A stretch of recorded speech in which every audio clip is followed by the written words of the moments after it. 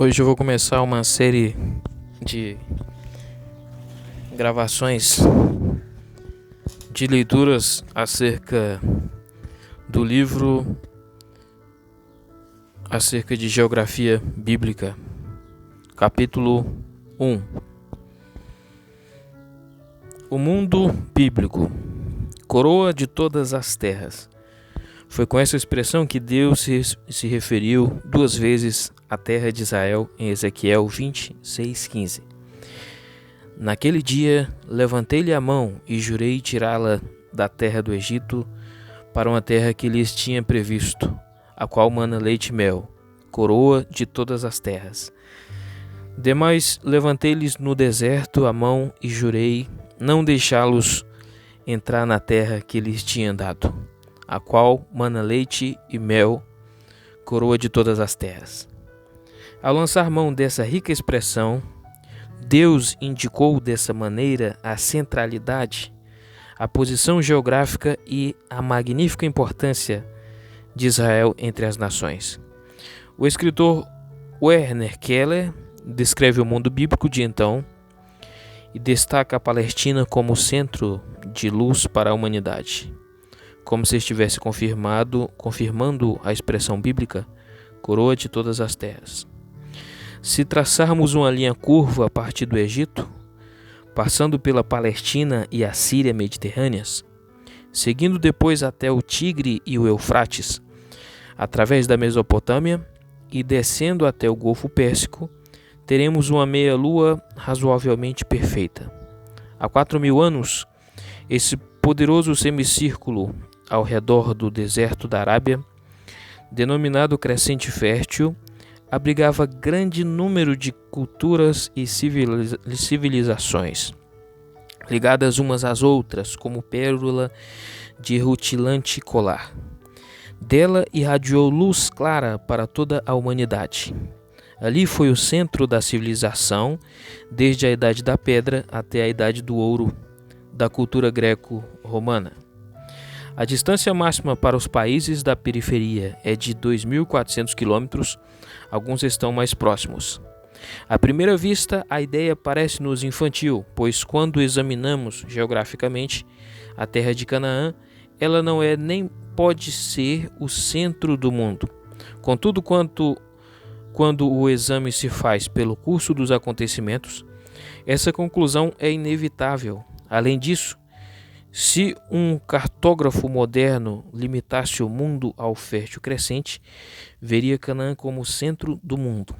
Veja o que diz sobre isso o Dr. James McAdams, ex-professor de arqueologia bíblica do Southern Baptist Theological Seminary de Louisville, Kentucky. Um círculo que tivesse um raio de 1.500 milhas e cujo centro fosse Jerusalém, não incluiria todos os países principais mencionados no Antigo Testamento e Novo Testamento, mas também um território de uma vasta extensão, nunca relacionado com o povo de Israel.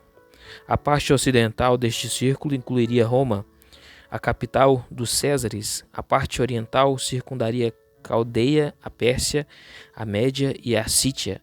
Na parte meridional cairiam toda a península da Arábia e as regiões inexploradas da Etiópia. Uma linha similar no norte abrangeria terra de que nada se sabia, mesmo até a monarquia hebraica, porque o horizonte do mundo hebraico apenas atingia as praias do ponto Euxino e as alusivas terras dos heteus na Ásia Menor. Num ciclo restrito, outras importantes relações apareceriam. Atenas, por exemplo, não distava de Jerusalém, mas do que Ur dos Caldeus. Tebas e Babilônia ficavam a igual distância de Jerusalém.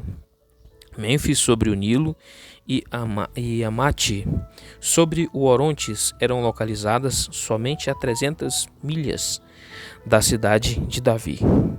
Enquanto quase em direção a oeste, praticamente a mesma distância ficava Alexandria, fundada pelo grande Macedônio, que nela vira a possibilidade do império para 3 continentes. Damasco, a maravilhosa cidade dos oásis, a dádiva do Monte Hermon, O deserto da Síria achava-se situada a 160 milhas a nordeste de Jerusalém e era, ao mesmo tempo, ponto de partida e final de toda a via oriental.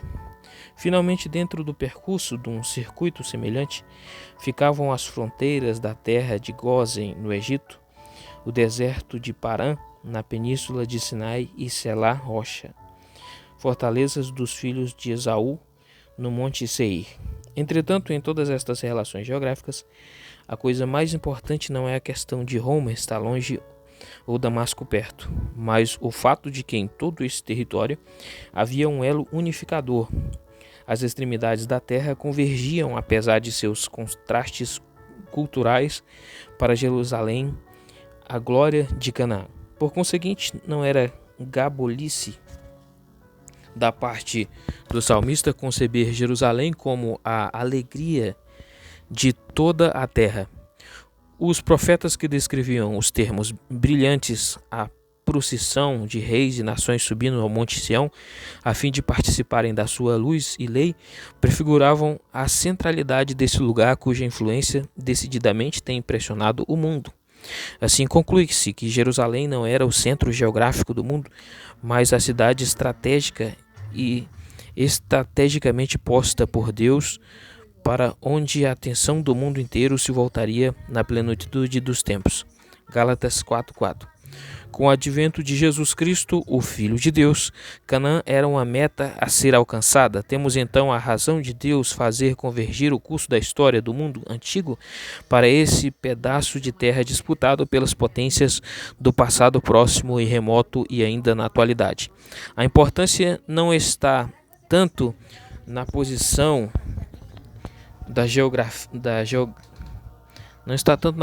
geográfica de Canaã, como no que nela se desenhou, principalmente no que tange ao Messias, o Filho de Deus. Você é uma cantora profissional e ponto.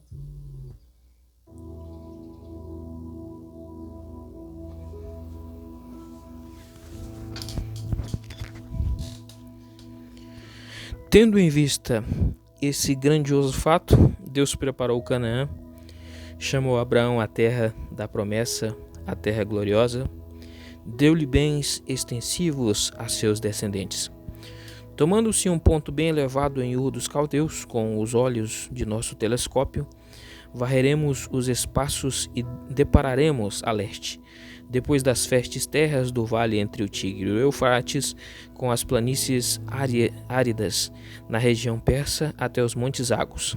A sudeste encontraremos o Golfo Pérsico com seus encantos naturais e fabulosas riquezas. A sudeste ficam as terras da Península Arábica, importantes por terem sido berço de quase todos os povos de origem semita. A ocidente, desde Ur, avistaremos o gigantesco deserto da Arábia, perigoso por suas dunas e pelos nômades que se deslocam com frequência por toda a região. Na ponta extrema ocidental do deserto, encontraremos a verde e exuberante vegetação das terras de Gileade. Prosseguindo, chegaremos às montanhas da Judéia e, por fim, ao Mediterrâneo. Ao norte de Ur, temos o vale da Mesopotâmia, mais fértil e mais extenso do que a terra do Egito, e encantador como Canaã. A estreita faixa da terra que vai de Ur, no sul da Caldeia, até as proximidades do Nilo, foi denominada sugestivamente de fértil crescente. Em algum ponto desse imenso jardim do Senhor, a humanidade teve seu berço antes e depois do dilúvio.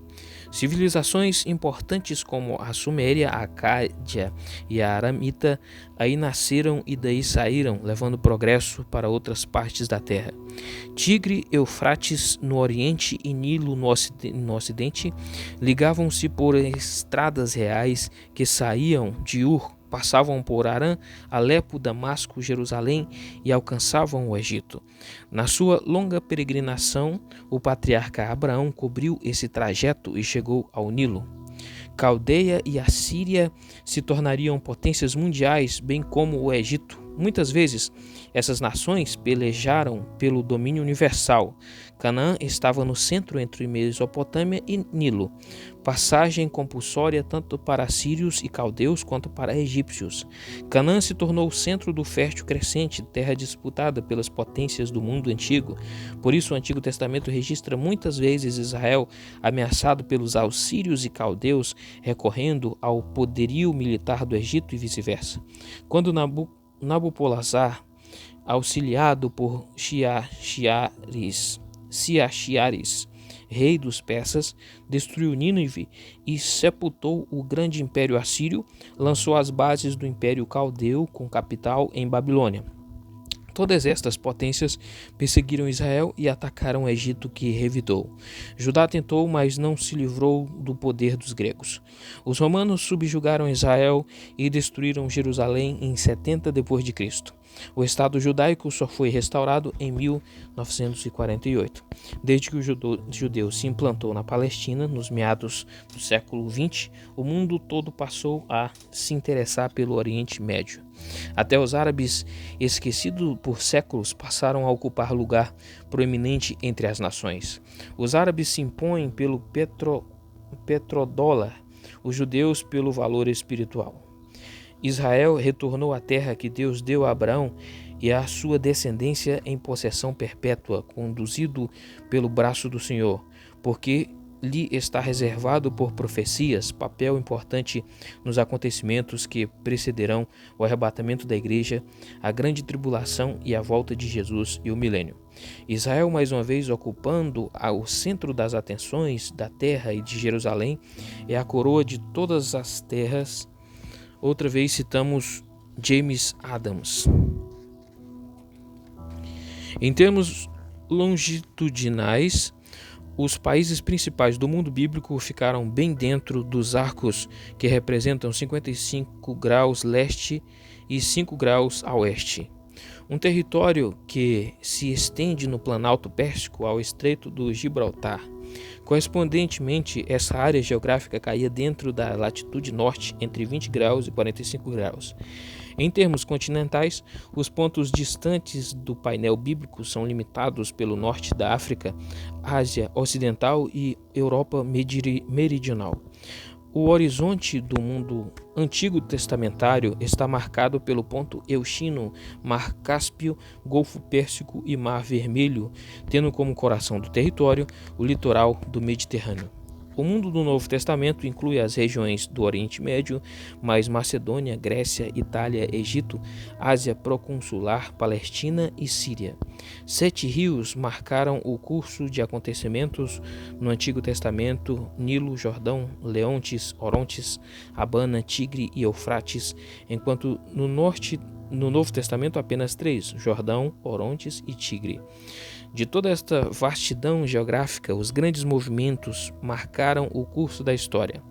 As caravanas de mercadores que passavam para trocar produtos animais ou agrícolas e não raro humanos, inevitavelmente tocavam em Canaã. Os exércitos ferozes com bandeiras a tremular alcançavam Canaã quando iam e quando voltavam. Viajantes de todas as direções da terra demandavam Jerusalém suspirada. Tribos nômades se movimentavam no fértil crescente e tocavam Canaã. Invasores de perto e de longe muitas vezes se apoderaram da terra onde dá leite e mel. O solo de Canaã muitas vezes foi umedecido com o sangue dos que tombaram no campo de batalha. A terra abençoada de Israel com frequência foi assolada por seca e outras vezes por chuvas torrenciais. O sol doirou as paisagens de Israel, dando encanto à vida aos montes e aos vales, e até mesmo aos desertos. O céu azul ou nublado, nuvens de frio ou de chuvas passaram sobre os céus de Israel. Os ventos nortes e frios e os do sul e quentes, a agressividade abraçadora do clima, as colheitas abundantes ou miguadas e também o complexo de bênçãos do Altíssimo deram a Canaã um encanto, uma importância e um relevo especial. Deus escolheu uma nação tão pequena e desprezível para ser o palco dos acontecimentos mais assinalados da história. Na pequenina terra de Israel, o Todo-Poderoso escolheu Belém da Judéia, a minúscula cidade, a mais apagada, para acender nela, com o nascimento de Jesus, uma luz para brilhar e atirar seus reios. Reios. Brilhar e atirar seus reios em todas as direções da terra. Estudar geografia bíblica significa viver as páginas já vivas do livro santo, entrar em comunhão com o Éden de Deus, com seus rios Tigre, Eufrates, Gion e Pison. Acompanhar o desenrolar do dilúvio, quando Deus derramou o juízo do céu sobre a humanidade rebelde e desobediente. Imitar Sem, Cã e Jafé no repovoamento da terra. Acompanhar de perto a linha semítica de Terá, Abraão e toda a família do primeiro filho de Noé. Estar com as 7 nações cananeias, assistir ao surto de progresso que viveu o Egito, sofrer com os descendentes de Jacó na terra de Cã, levantar-se com Moisés, retirando Israel do cativeiro egípcio e acompanhá-lo na milagrosa passagem do Mar Vermelho, depois da peregrinação do penoso deserto, na entrada e posse de Canaã. Lutar ao lado dos juízes, mensageiros de Deus. Estar com Saul e com Davi, com Salomão e Roboão e todos os reis de Judá e de Israel. Arrastar-se com o povo de Deus, caminhando para o cativeiro na Síria e na Babilônia. Voltar com Esdras, Neemias e Zorobabel para a reconstrução de Jerusalém. Viver com João Batista no deserto e com o Senhor Jesus nas poentas estradas da Palestina, ao longo das praias do mar da Galileia, nos desertos e nos montes, no Getsemane e no Calvário, no sepulcro de Arimateia, na ascensão do Olival, participar do poderoso Pentecostes, sofrer com os apóstolos que deram testemunho da ressurreição do Senhor nas prisões, nos açoites, no martírio, assistir à dispersão dos servos de Jesus, que começou com a perseguição de Paulo, ver surgir a poderosa igreja de Antioquia da Síria, entrar na companhia de Paulo para desfraldar o glorioso pavilhão de Cristo em 2 continentes e depois permanecer com ele 2 anos no cárcere em Cesareia, acompanhá-lo até Roma e depois assistir ao seu martírio e ao de centenas de outros soldados da cruz. Por último, assistir ao crepúsculo de tudo com João em Patmos, aguardando o raiar glorioso do dia em que Jesus será chamado Rei dos Reis e Senhor dos Senhores. Com o olhar voltado para essa linha de gloriosas realidades, levantemos os olhos e por instantes contemplemos a Mesopotâmia com seu Tigre e Eufrates, a Síria, a Fenícia, o Egito, o famoso Império Eteu e toda a vasta gama de civilizações gloriosas que dormem hoje em alguns escombros de escavações arqueológicas ou nos museus escuros e frios.